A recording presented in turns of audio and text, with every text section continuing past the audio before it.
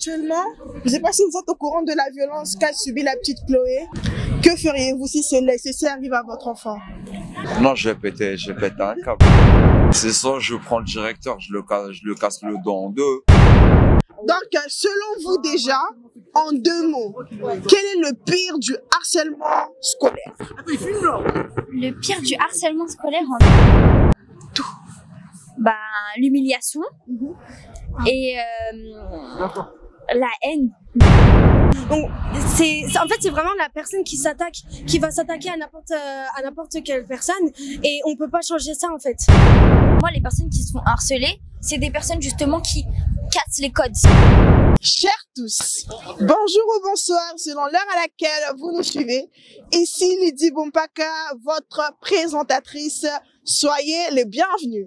Donc aujourd'hui, nous allons à la rencontre des personnes ici sur l'avenue des Champs-Élysées, la plus belle avenue du monde, à qui nous allons poser des questions en ce qui concerne le harcèlement scolaire.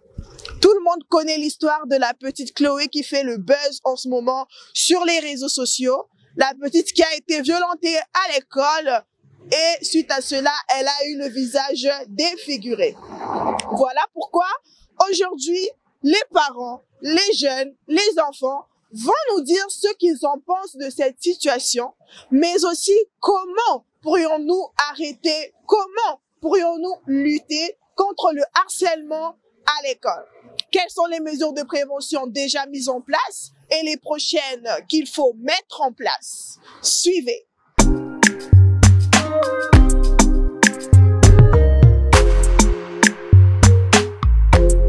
Brainstorming is brought to you by... Bonsoir. Bonsoir. Comment vous appelez? Steven. Steven, enchanté, moi c'est Lydie. Steven, est-ce que vous avez un peu entendu parler de l'histoire qui s'est passée avec la petite Chloé? Ouais, j'ai entendu parler sur les réseaux. Sur les réseaux. Vous avez des enfants, pas encore? Vous avez quel âge? 19 ans. 19 ans, ça viendra. Ou en tant que grand frère ou parent plus tard, que pensez-vous de la situation actuelle? Bah, c'est grave, on est tous d'accord là-dessus. Et bah, faut que les choses changent.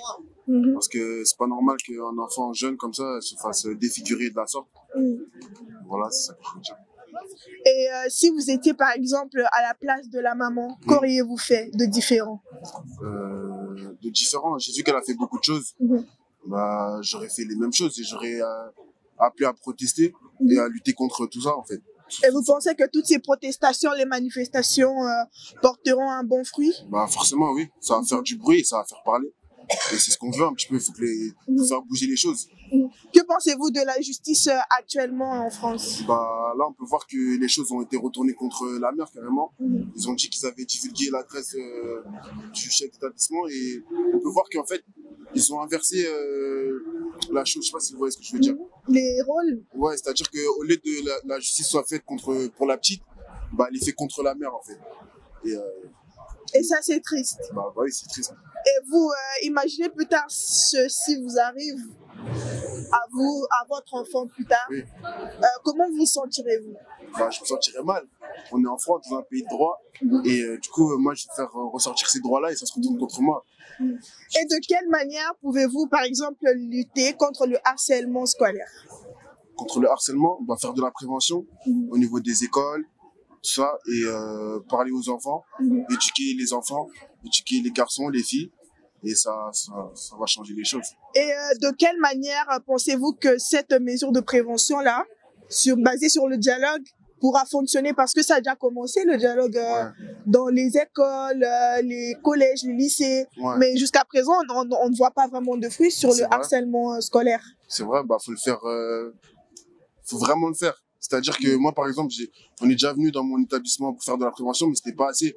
C'est-à-dire qu'ils sont venus une fois, il faut venir régulièrement, il faut vraiment en parler. Même aux jeunes enfants, il faut leur expliquer les choses comme elles sont. D'accord.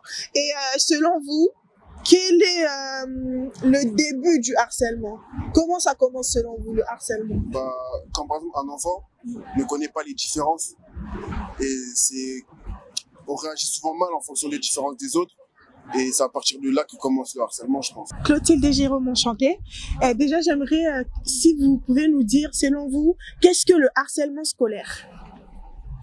C'est quand des jeunes, quel que soit leur âge d'ailleurs, au cours de l'école, se mettent tout seuls en groupe à s'en prendre à d'autres gens de leur établissement, sur la réputation, sur le comportement, l'orientation sexuelle, voilà, sur tout ce qui fait pas peut-être la mode, la popularité, et puis ouais, que ce soit physique, psychique, et puis ça peut aller loin malheureusement. Et selon vous, comment pouvons-nous mettre fin à cette situation?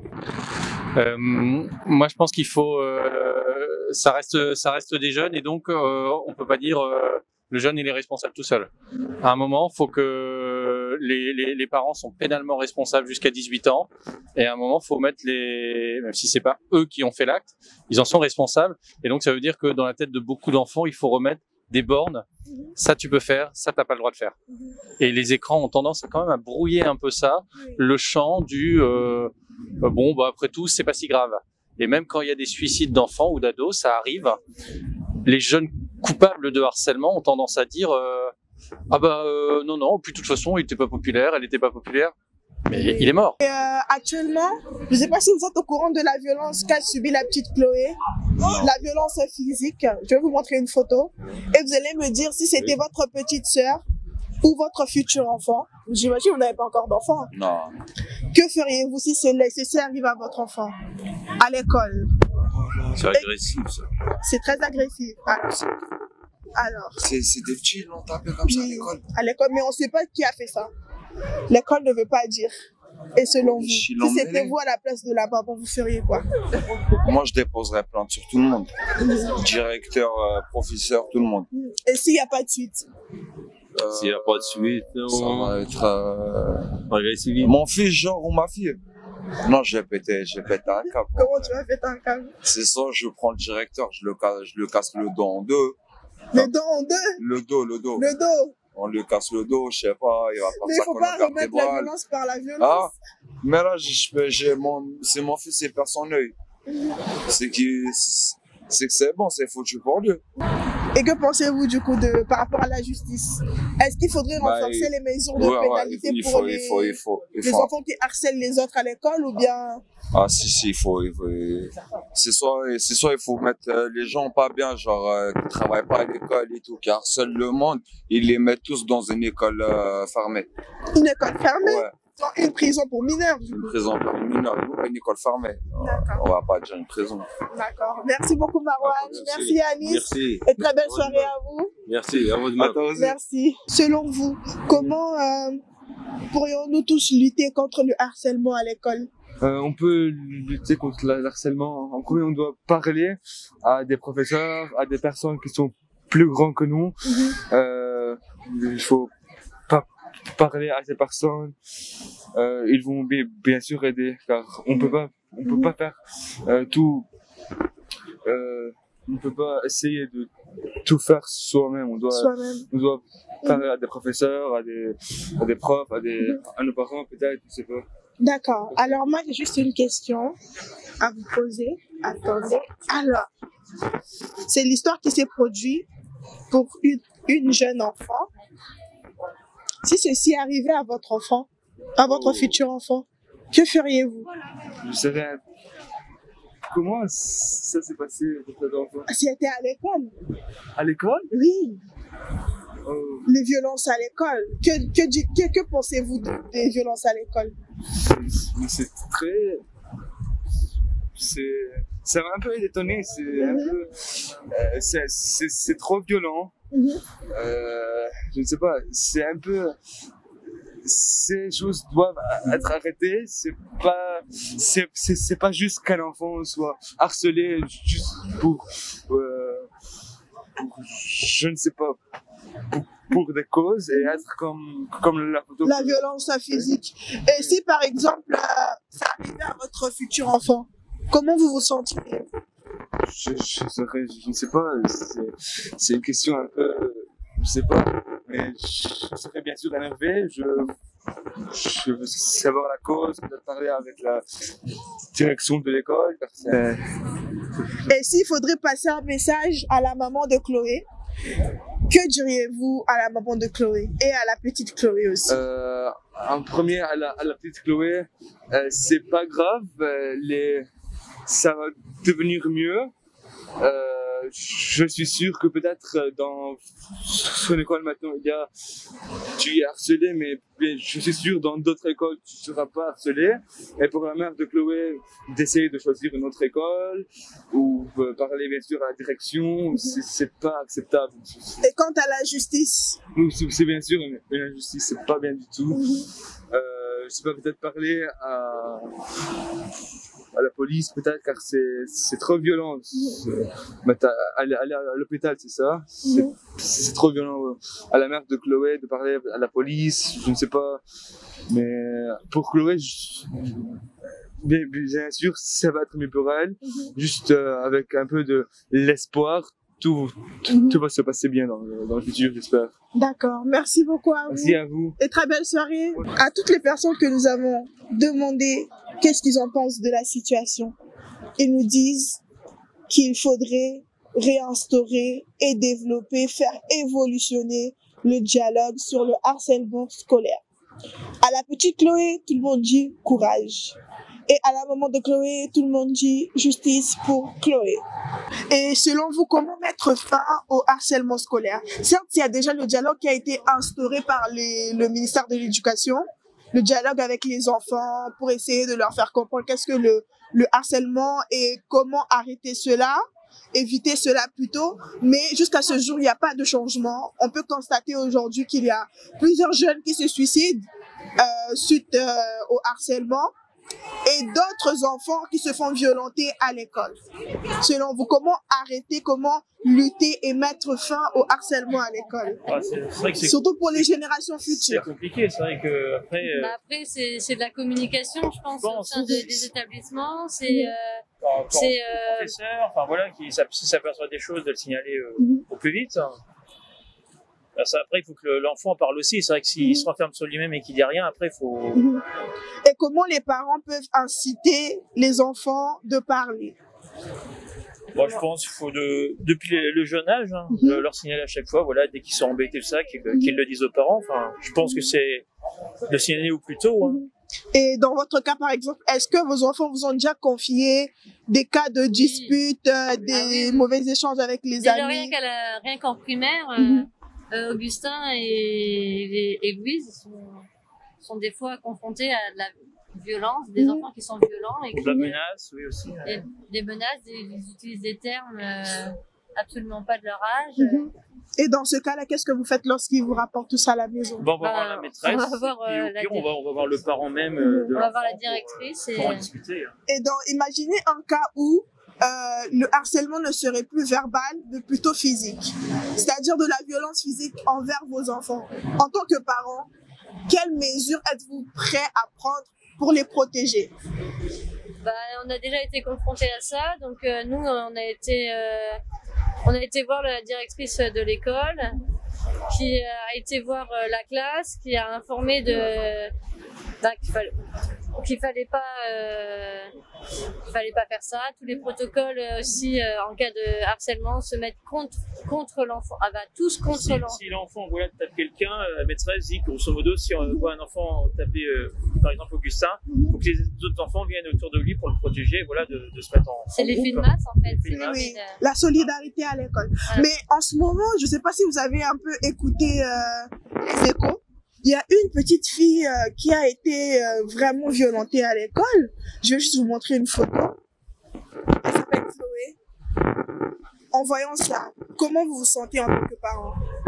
Triste. Bah oui. Là. Et à votre place, qu'auriez-vous fait à la place de la maman? Alors là. Là, on est complètement démunis, je pense, face à ça. Après, aller voir les parents, mais je sais pas, là. C'est honteux, quoi, mais. Donc, selon vous déjà, en 2 mots, quel est le pire du harcèlement scolaire? Les sentiments, etc. Tout. L'humiliation. Et La haine. Pour moi, oui, ça a une grande influence sur l'éducation et je pense que ça se fait dès le plus jeune âge. Dès le plus jeune âge, on devrait inculper à nos enfants le respect. Parce que le harcèlement, c'est le respect, enfin c'est l'irrespect des choses, tout simplement. Et si on inculpe le respect, on inculpe justement de harceler les gens. Et comment justement inculquer ces valeurs-là à l'enfant dès le bas âge? Quelles sont les méthodes efficaces selon vous à appliquer pour l'éducation des enfants? Le conduire dans le respect, c'est-à-dire que par exemple, nous les mots devant les enfants, par exemple, si un parent il va insulter son mari ou quoi que ce soit, pour l'enfant ça va être normal.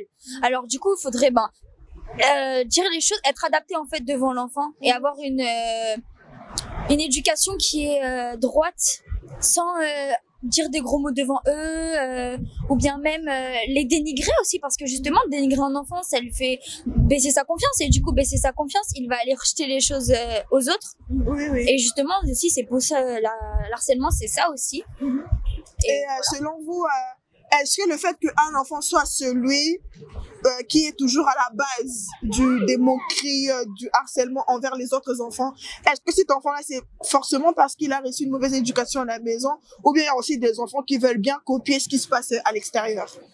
Pour moi, ils veulent copier. Ouais. C'est ça, c'est qu'ils veulent copier vraiment.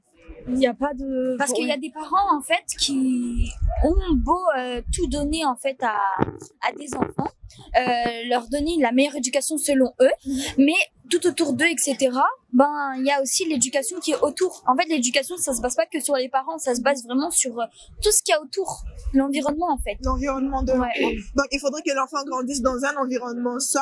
C'est ça. Avec des bonnes valeurs. Oui, et aussi, il y a une autre chose, c'est quand l'enfant a un mal-être, il va aller l'exprimer sur un autre enfant en fait, et c'est ça qui fait le harcèlement. C'est qu'il y a un enfant qui va se sentir mal et qui va pas savoir comment gérer la chose, qui va pas vouloir en parler, il va aller voir un autre enfant et du coup l'harceler quoi. D'accord. Et comment justement les parents peuvent être des confidents de leurs enfants?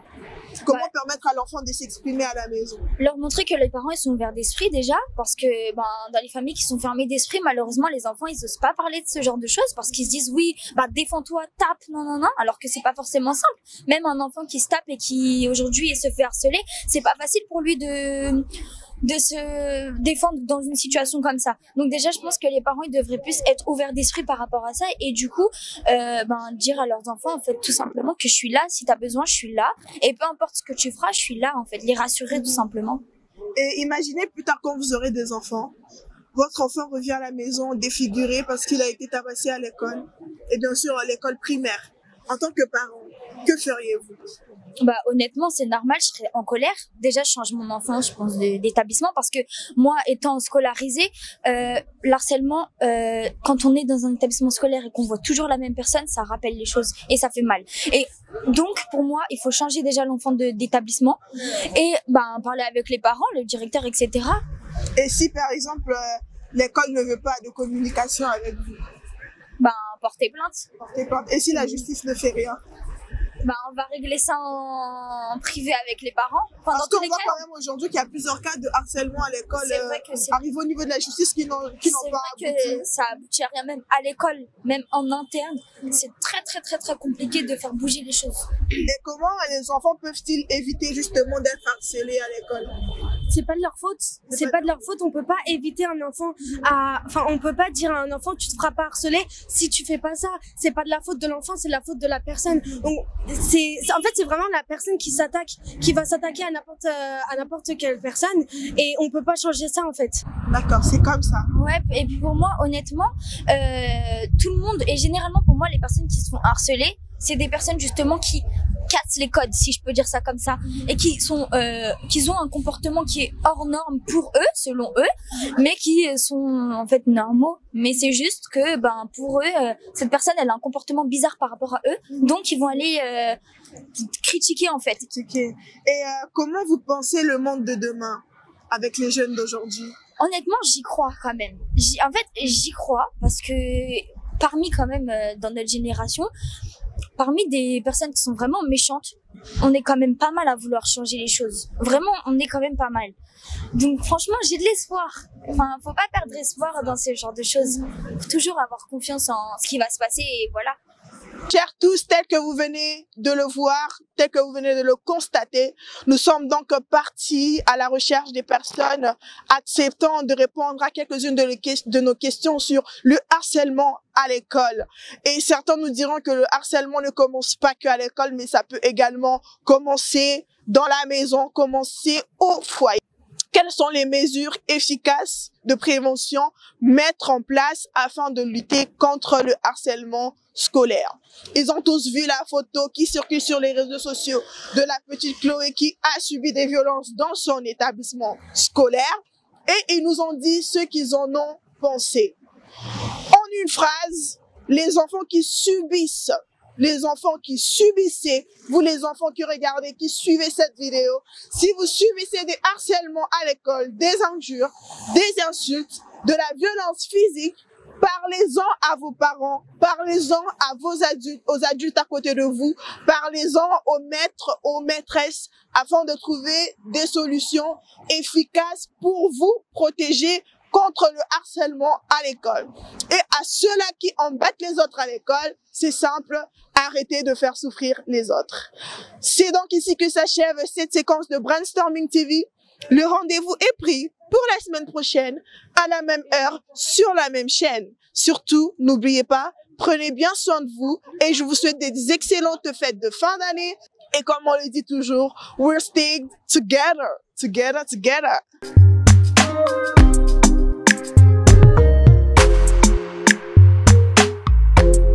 Brainstorming is brought to you by